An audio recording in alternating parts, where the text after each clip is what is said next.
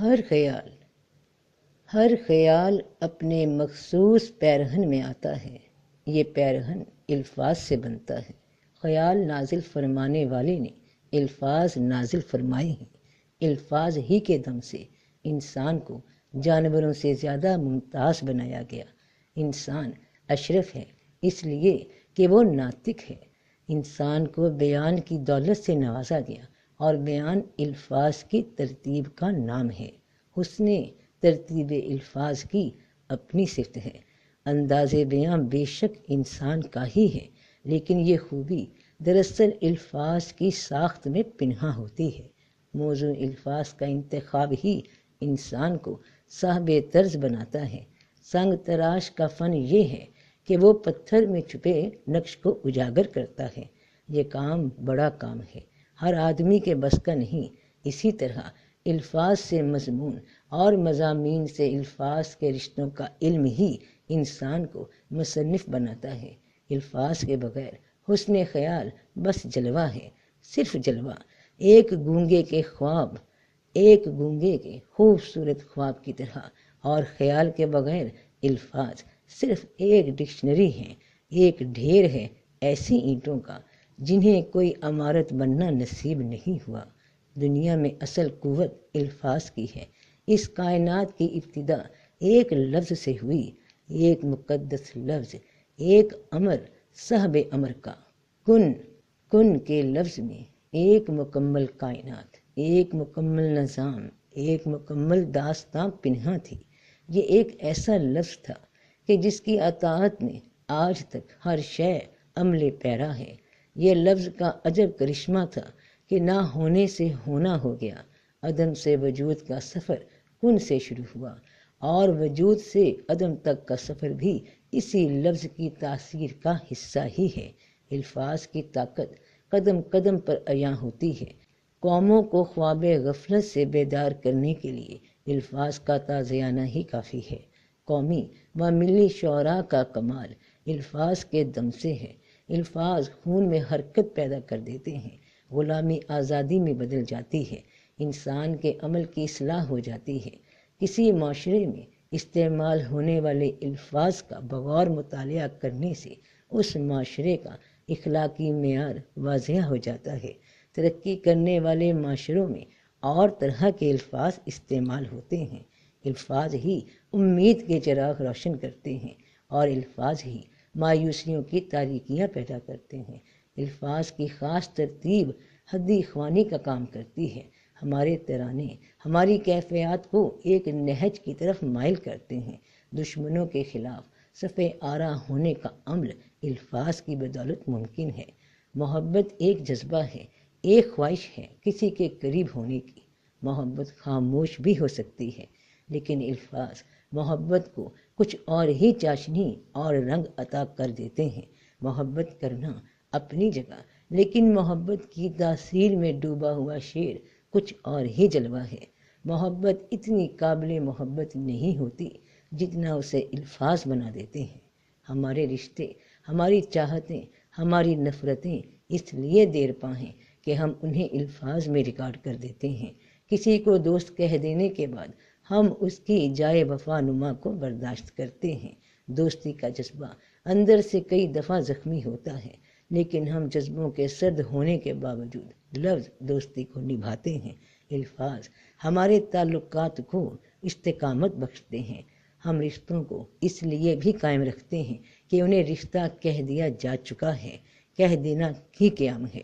کلمہ پڑھنے سے مسلمان ہونے والا زندگی بھر مسلمان رہتا ہے۔ اگر اسلام کا مفہوم سمجھ میں نہ بھی آئے تو بھی مسلمان ہی رہتا ہے۔ کلمہ پڑھ لینے سے ہی مہر ثبات لگ جاتی ہے۔ الفاظ سے ہی قرآن ہے۔ خدا کے مقدس الفاظ، بندوں کے نام، روح القدس کا لایا ہوا پیغام، پیغمبر صلی اللہ علیہ وآلہ وسلم کے ذریعے سے تمام بنی آدم کے لیے۔ ان الفاظ کی ترتیب اتنی مستقل کہ اس کی حفاظت اللہ نے اپنے ذمے لگا رکھی ہے۔ زیر زبر نقطے تک تبدیل نہیں کیا جا سکتا۔ قرآن کے الفاظ قرآن کے علاوہ استعمال ہوں تو قرآن نہیں، الفاظ خدا کے ہوں تو قرآن ہے۔ نبی کے الفاظ حدیث ہیں، بزرگان دین کے الفاظ ملفوظات ہیں، داناؤں کے الفاظ اقوال ہیں۔ جتنی مقدس زبان سے ادا ہوں گے اتنے ہی الفاظ مقدس ہوں گے، اتنے ہی مؤثر ہوں گے۔ ہم الفاظ کی دنیا میں رہتے ہیں، الفاظ کے حصار میں رہتے ہیں، الفاظ ہمارا کردار ہیں، الفاظ ہمارا ماحول ہیں، اور کبھی کبھی تو الفاظ ہماری عاقبت ہیں۔ الفاظ کانوں کے راستے دل پر اثر کرتے ہیں، اور دل پر اثر کے بعد اعضاء و جوارح پر عمل کا حکم نازل ہوتا ہے، اور یوں انسان کا کردار بنا رہتا ہے۔ اچھے الفاظ پر کچھ خرچ نہیں ہوتا، لیکن اچھے الفاظ سے بہت کچھ حاصل ہوتا ہے۔ الفاظ ہی انسان کو پسندیدہ یا ناپسندیدہ بناتے رہتے ہیں۔ الفاظ خوشبو کی طرح ماحول کو معطر کرتے ہیں۔ ہر سماج اور ہر گروہ کے الفاظ الگ الگ ترتیب رکھتے ہیں۔ آپ کسی کے الفاظ یا گفتگو سن کر ہی بتا سکتے ہیں کہ وہ کس پیشے سے تعلق رکھتا ہے۔ بازار میں بیٹھنے والے بازاری زبان استعمال کرتے ہیں، دارالعلوم کے لوگ اور ہی زبان استعمال کرتے ہیں، علماء کی زبان اور ہے، حکماء کی زبان اور ہے، اسی طرح جہلا کی زبان کچھ اور ہے۔ فلمی ماحول کے الفاظ کچھ اور ہیں، ڈرامے کے اور، نثر کے اور، شعر کے اور۔ شعر کی دنیا میں الفاظ کی ایک بندش بس معنی کے پت کھولتی چلی جاتی ہے۔ سامعین پر ایک کیفیت طاری کر دینا شعر کا اعجاز ہے۔ دل سے نکلی ہوئی بات دلوں میں ایسے داخل ہوتی ہے کہ سامع کہہ اٹھتا ہے کہ میں نے یہ جانا کہ گویا یہ بھی میرے دل میں ہے۔ بولنے والے کا سوز الفاظ میں سوچ پیدا کر دیتا ہے۔ درد سے گایا ہوا کلام محفل میں عجب سما پیدا کر دیتا ہے۔ الفاظ کے معنی پیچھے رہ جاتے ہیں، گانے والے کا سوز قلوب کو زندہ کر دیتا ہے۔ ایک دفعہ عظیم پریم راگی نے اپنی ایک نجی محفل میں ایک واقعہ بیان کیا۔ کہنے لگے کہ ایک رات ایک محفل میں انہوں نے بہت گایا، دیر تک محفل بپا رہی، سامعین محظوظ ہوئے، بہت خون برسا لیکن رنگ نہ برسا، بس اندر ہی اندر وہ کچھ پریشان ہوئے۔ رات گہری ہو چکی تھی، انہوں نے اپنے گرو کو یاد کیا، دل کا چراغ روشن کر کے کچھ الفاظ اپنے پاس سے مرتب کر کے الاپنا شروع کیا۔ الفاظ تھے: سیاں سے سیاں ملا جا رے بالم، بالم سے بالم ملا جا رے سیاں۔ بس کیا تھا، دل کے چراغ نے دلوں کے چراغ روشن کر دیے۔ محفل میں کیفیات کا عجب سا عالم پیدا ہو گیا، بے خودی، محویت اور سرشاری کا عالم تھا۔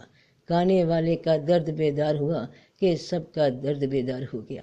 غرض کے الفاظ میں جادو بھرنے والی شے ادا کرنے والے کا جذبہ ہے۔ بولنے والے کا لہجہ بھی الفاظ کے حسن کو متاثر کرتا رہتا ہے۔ میٹھے بول کو کرخت لہجہ مل جائے تو بول میٹھا نہیں رہتا۔ مولانا رومی نے ایک کہانی بیان فرمائی ہے۔ ایک دفعہ صحرا میں دو قافلے قریب قریب آ کر ٹھہرے۔ ایک قافلہ مسلمانوں کا تھا، دوسرا یہودیوں کا۔ صبح کے وقت مسلمانوں نے فجر کی اذان کہی، نماز ادا کی، اتنے میں یہودیوں کے کیمپ کی طرف سے ایک آدمی ایک تھال میں کچھ تحفے تحائف لے کر مسلمانوں کے کیمپ میں داخل ہوا اور امیر قافلہ سے ملاقات کی تمنا کی۔ ملاقات ہوئی تو آنے والے نے کہا کہ یہ حقیر سا تحفہ ہمارے سالار قافلہ نے آپ کی خدمت میں پیش کیا ہے۔ مسلمانان امیر نے کہا، آخر کس لیے؟ آنے والا بولا، جناب آج ہمارے سردار کا ایک درینہ مسئلہ حل ہو گیا۔ آپ لوگوں کی بدولت ہمارے امیر کی ایک بیٹی اسلام قبول کر چکی تھی اور وہ کسی قیمت پر اسلام کو ترک نہ کرتی تھی۔ ہمارے قافلہ سالار نے بڑی کوشش کی لیکن وہ نہ مانی۔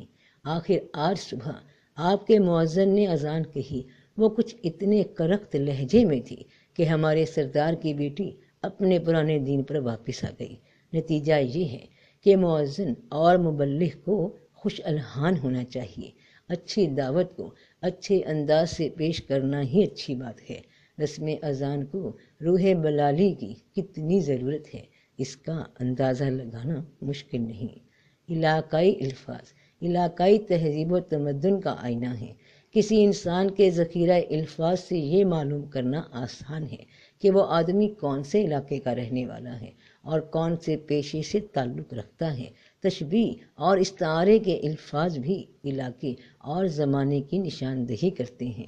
صحرائی لوگوں کے الفاظ اور ہیں، کوہستانی لوگوں کے اور، میدانی لوگوں کی زبان مختلف ہوتی ہے۔ بہرحال الفاظ کی حرمت بولنے والے کے انداز اور لہجے کے دم سے ہے۔ مقدس الفاظ کو منزہ زبان میسر نہ ہو تو لفظ اپنی تاثیر کھو دیتا ہے۔ اللہ کا ارشاد ہے کہ اگر اس قرآن کو پہاڑ پر نازل کیا جاتا تو وہ بھی خشیت اللہ سے لرزنے لگ جاتا۔ آج ہم دیکھ رہے ہیں کہ قرآن پڑھا جاتا ہے اور سننے والے ٹس سے مس نہیں ہوتے۔ صادق کلام کے لیے صادق زبان چاہیے۔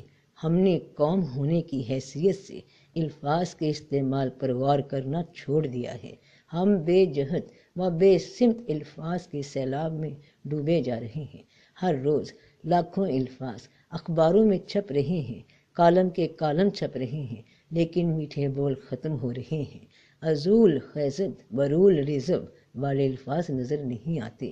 زخموں کے مرہم کہاں ہیں؟ کرامتیں بننے والے الفاظ کہاں غائب ہو گئے؟ انسان کو انسان کے قریب لانے والے الفاظ گم ہو گئے کیا؟ گن شکر رحمۃ اللہ۔ ایک میٹھی زبان کی تاثیر کو بھی کہا جا سکتا ہے۔ آج نہ جانے لوگوں کے پاس شکریہ ادا کرنے کے لیے نہ وقت ہے نہ الفاظ، اپنی کوتاہی پر معذرت کرنے کی نہ توفیق ہے نہ جرت۔ آج کسی سیاسی اجتماع میں بولے جانے والے الفاظ کو غور سے دیکھا جائے تو معلوم ہوگا کہ ہم لوگ کہاں سے چلے تھے اور کہاں آ گئے۔ تلخ الفاظ معاشرے کو تباہ کر رہے ہیں۔ میٹھا بول زندہ کرنا چاہیے۔ زندہ رہو اور زندہ رہنے دو کے اصول کو اپنایا جائے تو ہمارا انداز کلام یکسر بدل سا جائے، لوگ اپنی زندگی میں مطمئن ہو جائیں۔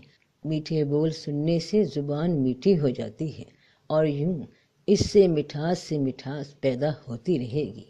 جب سے انسان کا احترام کم ہوا، الفاظ کا احترام بھی کم ہو گیا۔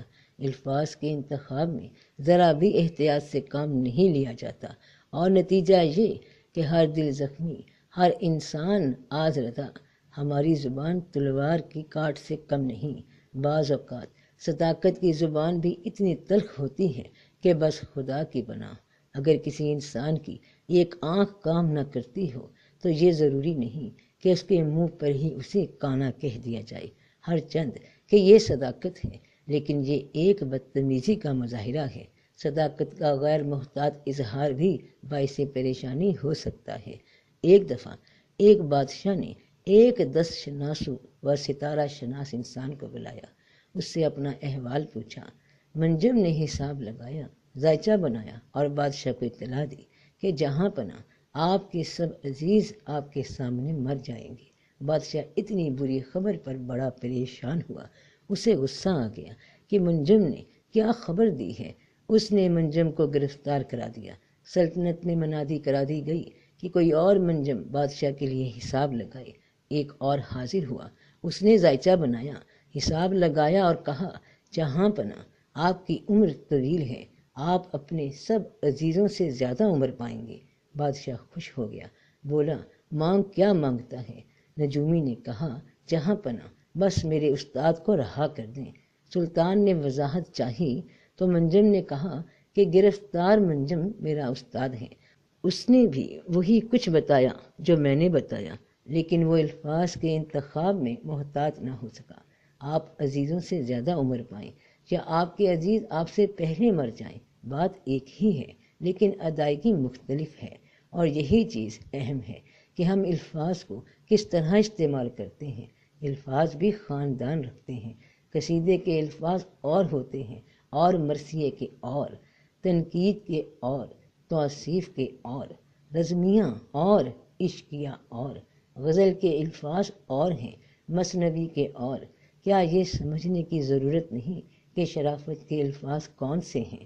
بدمزاج ہونا اتنا خطرناک نہیں جتنا بدتمیز ہو جانا، کیونکہ بدتمیز آدمی الفاظ کے غلط استعمال کا مجرم بھی ہے۔ الفاظ کے صحیح استعمال کی توفیق نعمت ہے۔ یہ نعمت بھی کم انسانوں کو نصیب ہوتی ہے۔ الفاظ سے ماحول کو خوشگوار بنانے کا کام لیا جائے تو بڑی بات ہے۔ خالی الفاظ نگلنے اور الفاظ اگلنے سے کوئی مسئلہ حل نہیں ہوتا۔ الفاظ سے ماحول روشن کیا جائے، الفاظ سے دلوں کو خوش کیا جائے، الفاظ سے تعمیر ملت کے عظیم کام میں شامل ہونے کے لیے لوگوں کو آمادہ کیا جائے۔ الفاظ حقیقت ہیں، الفاظ امانت ہیں، الفاظ دولت ہیں، الفاظ طاقت ہیں۔ انہیں ضائع نہ کیا جائے، انہیں رائے گاں نہ ہونے دیا جائے۔